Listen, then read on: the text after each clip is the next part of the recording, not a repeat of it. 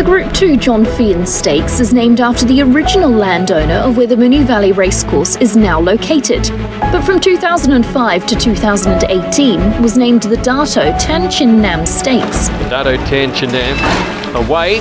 Run over 1,600 metres at weight for age, the winner now receives a golden ticket into the Cox Plate. Recent winners include El Segundo, Happy Trails, and a Tassie Colt horse. And the Cleaner jumps well. The Cleaner was a popular winner in 2014. But the Cleaner won it, the Cleaner by a length, Mourinho. And again in 2015.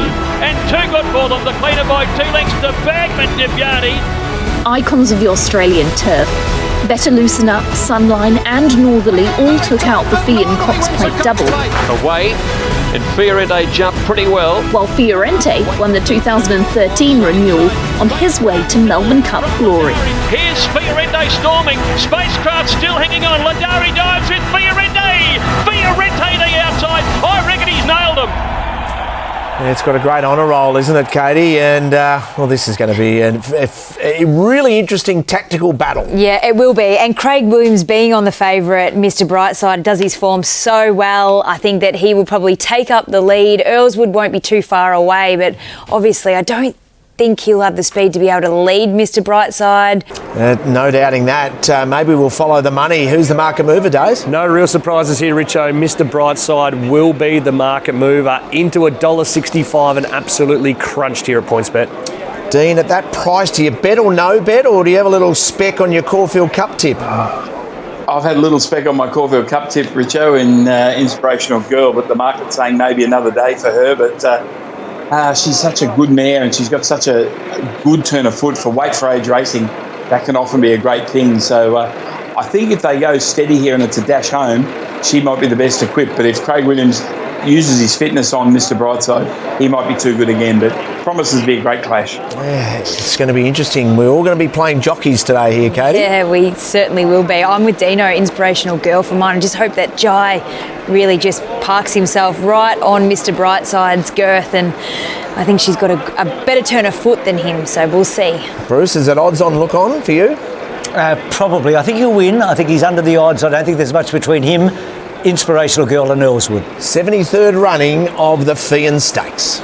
Mission is in and the field is set and they're racing at the 1,600 metres, and Mr Brightside jumped away very well with Earlswood, so the two favourites are going to match motors after 100 metres. Inspirational Girl lobs behind them from Spanish Mission, and two further back to Sound as they get into their pattern nice and early. So to the bottom corner, 1,300 metres to go, and it's Earlswood who drops the neck and leads by about a length and a half to Mr Brightside. Inspirational Girl is third, a length and a quarter away Spanish Mission, who's been specced at odds today, and a length and a quarter to Sound, last of the five as they swing to the back. 1,000 metres to go, and it's Earlswood, second run in Australia, led by a length to Mr Brightside second. Neutral speed, a length Inspirational Girl, Spanish Mission, and last of all is Sound. So Earlswood dictates from the front, runs off the back at the 850, leading 3/4 of a length. Mr Brightside, if anything, getting a little bit closer. A length and a half Inspirational Girl. Spanish Mission's tracking Mr Brightside wherever it goes, and it's nice and close behind the favourite, and Sound is last of all. 600 metres to go in the Feehan, and it's Earlswood just in front of Mr Brightside. The favourites are 1-2, 3/4 of a length to Spanish Mission, and then came Inspirational Girl, who needs a run at this stage, and two further back to Sound. So Mr Brightside steps it up, dials it up, and at the 300 metres goes to the lead from Earlswood, who battles on a length away. Then Spanish Mission, and behind them Inspirational Girl. They bump round the turn, but Mr Brightside of the 150, ping for home, 2.5 lengths in front of Spanish Mission. Inspirational Girl, but Mr Brightside couldn't pay to them,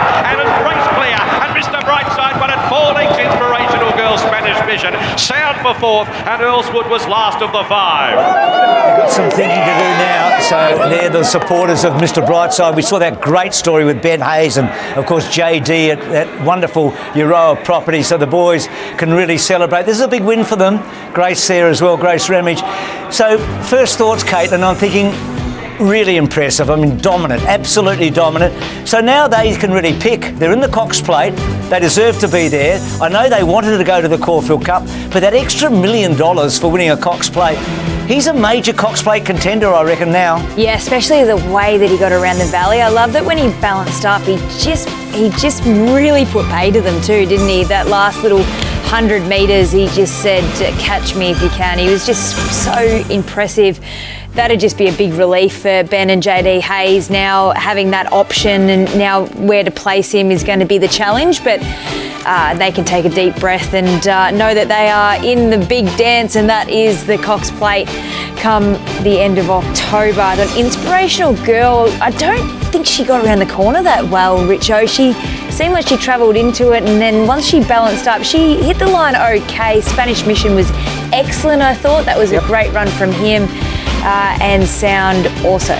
Small field, but it might be a race that will end up following. So Mr. Brightside, you can imagine, will be third favourite for the Cox Plate now, behind the big two in Zaki and Animo, maybe alongside El Bodegon, who's coming to Chris Waller. Inspirational Girl for Dean Lester's lost no admirers from a Caulfield Cup.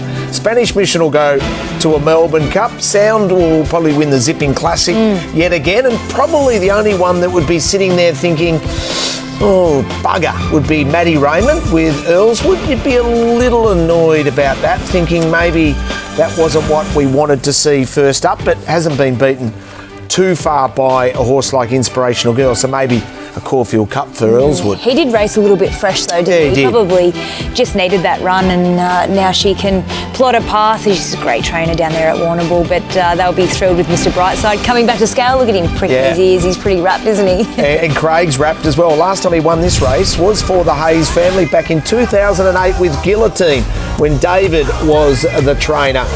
So we'll hear from the connections of the Fee, and also hear from the connections of Eduardo as well. She's Extremes having a crack at the Furious. In Secret is a late scratching due to the track downgrade. Lots happening on the screens of 7.